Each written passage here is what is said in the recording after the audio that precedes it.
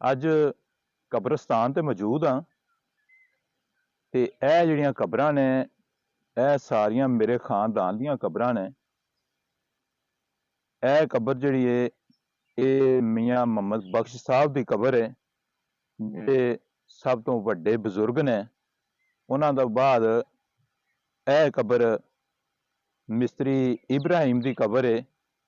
ਇਹ ਮੀਆਂ ਮੁਹੰਮਦ ਬਖਸ਼ ਸਾਹਿਬ ਦੇ ਬੇਟੇ ਨੇ।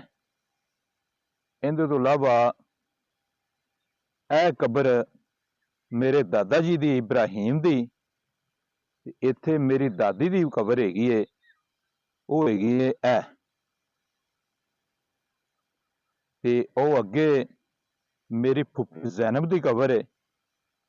ਇਸ ਤਰ੍ਹਾਂ ਕਰਕੇ ਇਹ ਕਬਰ ਜਿਹੜੀ ਹੈ ਇਹ ਮਿਸਤਰੀ ਅਸਲਮ ਦੀ ਹੈ, ਮੇਰੇ ਕਜ਼ਨ ਸਨ ਤੇ ਬਹੁਤ ਅੱਛੇ ਆਦਮੀ ਸਨ।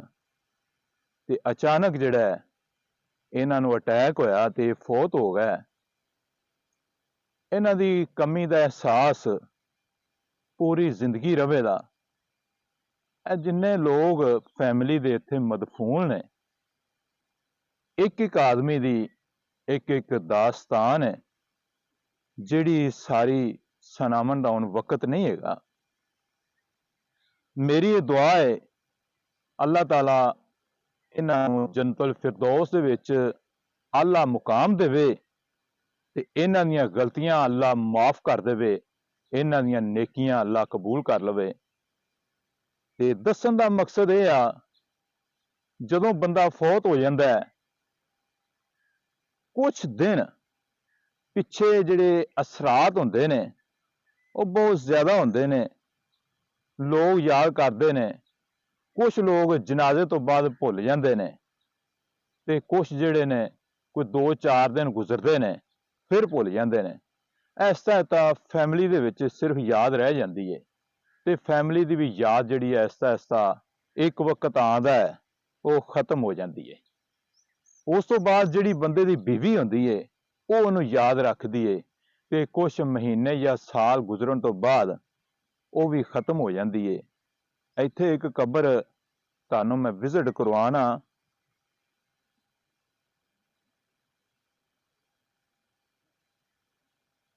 ਇਹ ਇੱਕ ਕਬਰ ਹੈ, ਇਹ ਮੇਰੇ ਕਜ਼ਨ ਹੈਗੇ ਨੇ ਅਸਲਮ ਭੋਲਾ ਸਾਹਿਬ।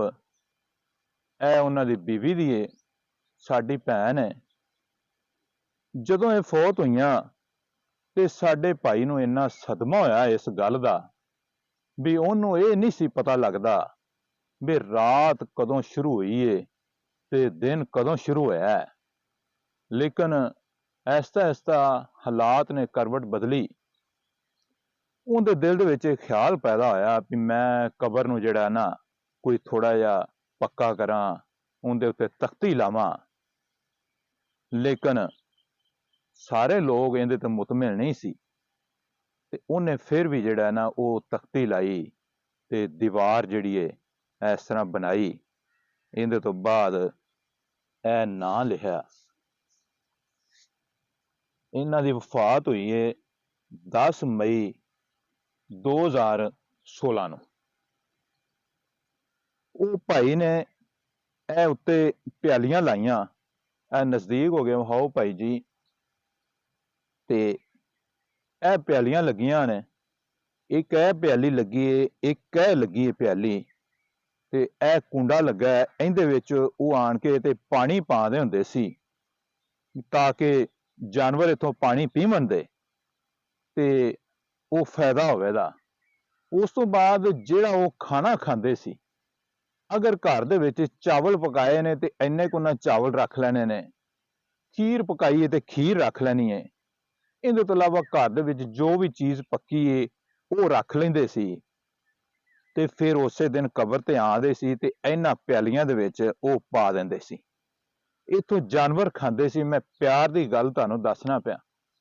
ਜਦੋਂ ਬੀਵੀਆਂ ਫੌਤ ਹੋ ਜਾਂਦੀਆਂ ਨੇ ਤੇ ਫਿਰ ਪਤਾ ਲੱਗਦਾ ਹੈ ਵੀ ਬੀਵੀਆਂ ਤੋਂ ਬਗੈਰ ਜਿਹੜੀ ਜ਼ਿੰਦਗੀ ਹੈ ਉਹ ਕਿਸ ਤਰ੍ਹਾਂ ਦੀ ਹੁੰਦੀ ਹੈ।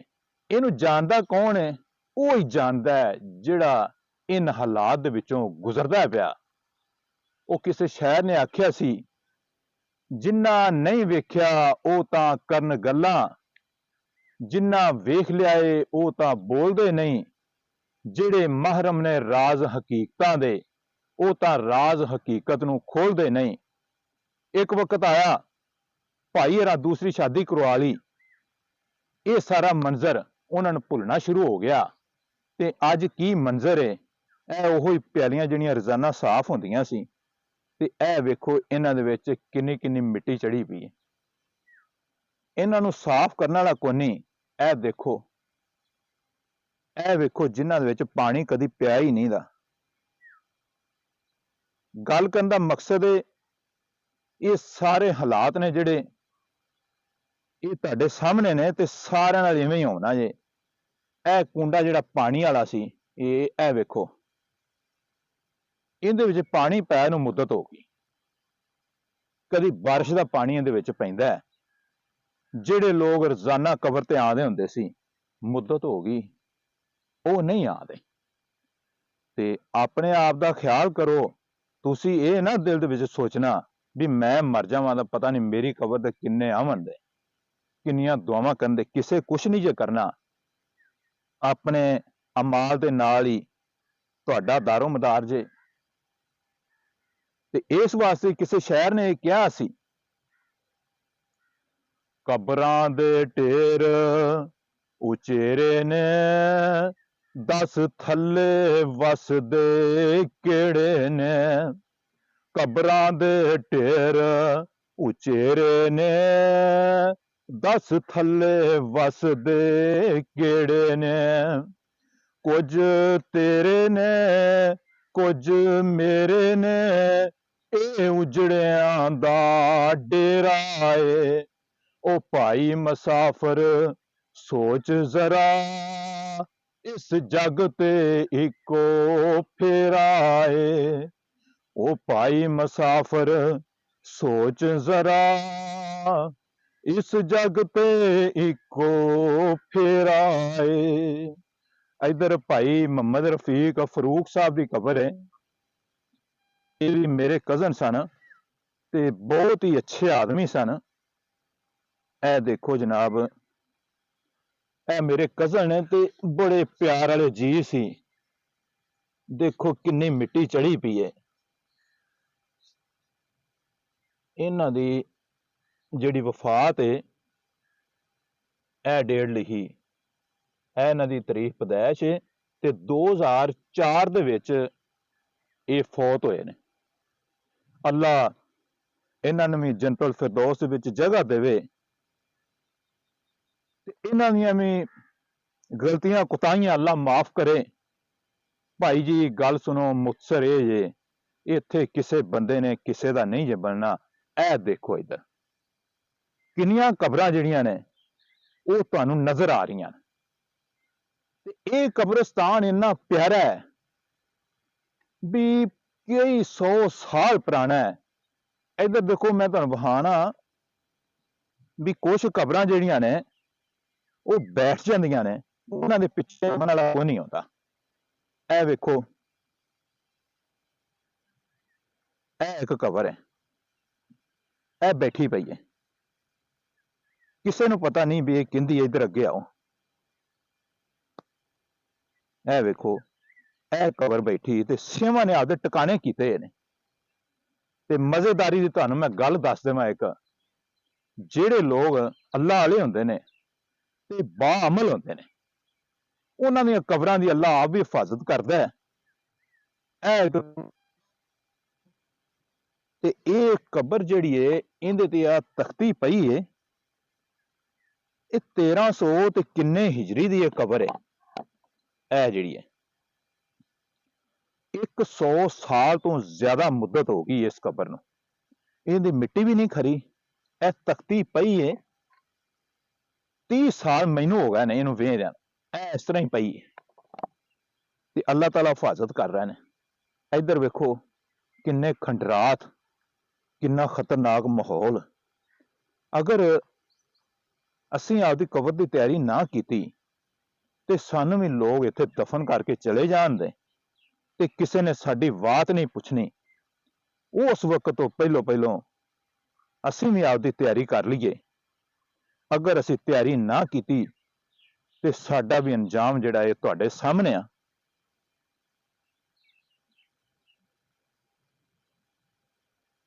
ਇਹ ਦੇਖੋ ਕਿੰਨੇ ਜਿਹੜੇ ਇਹ ਇੱਕ ਪਤਾ ਨਹੀਂ ਕਿਹੜੇ ਦਰਿੰਦੇ ਨੇ ਇੱਥੇ ਆਪਣੀ ਘੋਰ ਬਣਾਈ ਹੈ।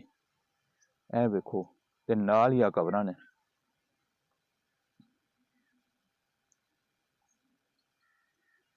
ਇਹ ਜੀ ਦੇਖੋ, ਮੈਨੂੰ ਤਾਂ ਵੇਖਿਆ ਖੌਫ ਪਿਆ ਆਉਂਦਾ। ਤੇ ਇੱਥੇ ਉਹ ਲੋਕ ਦਫਨ ਨੇ ਜਿਨ੍ਹਾਂ ਨੇ ਕਦੀ ਆਪਦੀ ਕਮੀਜ਼ ਤੇ ਆਪਦੇ ਕੱਪੜੇ ਤੇ ਮਿੱਟੀ ਬਰਦਾਸ਼ਤ ਨਹੀਂ ਸੀ ਕੀਤੀ। ਉਹ ਲੋਕ ਇੱਥੇ ਦਫਨ ਨੇ। ਜਿਹੜੇ ਲੋਕ ਪਿੱਛੇ ਨੇ ਆਪਣੇ ਆਪਣੇ ਕੰਮਾਂ ਦੇ ਵਿੱਚ ਮਸਰੂਫ ਨੇ, ਤੇ ਇੰਨੇ ਉਹ ਮਸਰੂਫ ਨੇ, ਉਹਨਾਂ ਕੋਲ ਇੰਨਾ ਟਾਈਮ ਨਹੀਂ ਹੈਗਾ ਵੀ ਅਸੀਂ ਆਪਣੇ ਪਿਆਰਿਆਂ ਦੀਆਂ ਕਬਰਾਂ ਤੇ ਜਾਈਏ ਤੇ ਜਾ ਕੇ ਅਸੀਂ ਪਤਾ ਤਾਂ ਕਰੀਏ ਬਾਰਿਸ਼ ਹੋਈ ਏ, ਹਨੇਰੀ ਆਈ ਏ, ਕਿਤੇ ਕਬਰ ਨੂੰ ਕੋਈ ਨੁਕਸਾਨ ਹੀ ਨਾ ਹੋ ਗਿਆ ਹੋਵੇ। ਉਹਨਾਂ ਪੜ੍ਹਨਾ ਕੀ ਏ? ਤੇ ਜਦੋਂ ਅਸੀਂ ਕਿਸੇ ਵਾਸਤੇ ਦੁਆ ਹੀ ਨਾ ਕਰਾਂਗੇ ਤਾਂ ਉਹਦਾ ਫਾਇਦਾ ਕੀ ਹੋਣਾ? ਲੋ ਜਨਾਬ, ਮੇਰੀ ਇਹ ਜਿਹੜੀ ਤੁਹਾਡੇ ਅੱਗੇ ਰਿਕੁਐਸਟ ਹੈ ਉਹ ਇਹ ਆ, ਕਬਰਾਂ ਤੇ ਜਾਇਆ ਕਰੋ ਤੇ ਕਬਰ ਨੂੰ ਕੱਚੀ ਰੱਖਣਾ। ਜੇ ਕਬਰ ਤੁਸੀਂ ਪੱਕੀ ਬਣਾ ਦਿੱਤੀ, ਉਹਦੇ ਉੱਤੇ ਸੰਗੇ ਮਰਮਰ ਲਾ ਦਿੱਤਾ, ਤੇ ਤੁਸੀਂ ਤਾਂ ਫਿਕਰ ਹੀ ਲਾ ਦਿੱਤਾ, ਤੁਸੀਂ ਤਾਂ ਆਮਨਾ ਹੀ ਨਹੀਂ। ਜਿੰਦੀ ਕਬਰ ਕੱਚੀ ਹੋਵੇਗੀ ਉਹਨੇ ਇਹ ਖਿਆਲ ਕਰਨਾ ਵੀ ਮੈਂ ਕਬਰ ਤੇ ਜਾਵਾਂ ਤਾਂ ਅਸੀਂ ਪਤਾ ਤਾਂ ਕਰਾਂ ਵੀ ਮੇਰੇ ਅਜ਼ੀਜ਼ ਦੀ, ਮੇਰੇ ਰਿਸ਼ਤੇਦਾਰ ਦੀ, ਮੇਰੇ ਸ਼ੌਹਰ ਦੀ, ਮੇਰੀ ਬੀਵੀ ਦੀ, ਮੇਰੇ ਭਾਈ ਦੀ, ਮੇਰੀ ਮਾਂ ਦੀ ਜਾਂ ਮੇਰੇ ਪਿਓ ਦੀ ਕਬਰ ਹੈ ਉੱਥੇ, ਤੇ ਉਹ ਕੱਚੀ ਹੈ ਤੇ ਉਹਦਾ ਕੀ ਹਾਲ ਹੈ, ਤੇ ਮੈਂ ਉੱਥੇ ਜਾਵਾਂ ਕੋਈ ਫਾਤਿਹਾ ਪੜਾਂ। ਲੋ ਜਨਾਬ, ਇਹਨਾਂ ਅਲਫਾਜ਼ ਦੇ ਨਾਲ ਤੁਹਾਡੇ ਤੋਂ ਇਜਾਜ਼ਤ ਚਾਹਾਂਗਾ। ਅਗਰ ਤੁਹਾਨੂੰ ਇਹ ਵੀਡੀਓ ਮੇਰੀ ਅੱਛੀ ਲੱਗੀ ਹੈ ਤੇ ਇਹਨੂੰ ਅੱਗੇ ਲਾਜ਼ਮੀ ਸ਼ੇਅਰ ਕਰ ਦੇਣਾ, ਚੈਨਲ ਨੂੰ ਸਬਸਕ੍ਰਾਈਬ ਕਰ ਦੇਣਾ ਤੇ ਲਾਈਕ ਕਰਕੇ ਤੇ ਇੱਕ ਅੱਛਾ ਜਿਹਾ ਕਮੈਂਟ ਲਾਜ਼ਮੀ ਕਰ ਦੇਣਾ ਤੇ ਮੇਰੇ ਵਾਸਤੇ ਵੀ ਦੁਆ ਕਰ ਦੇਣਾ।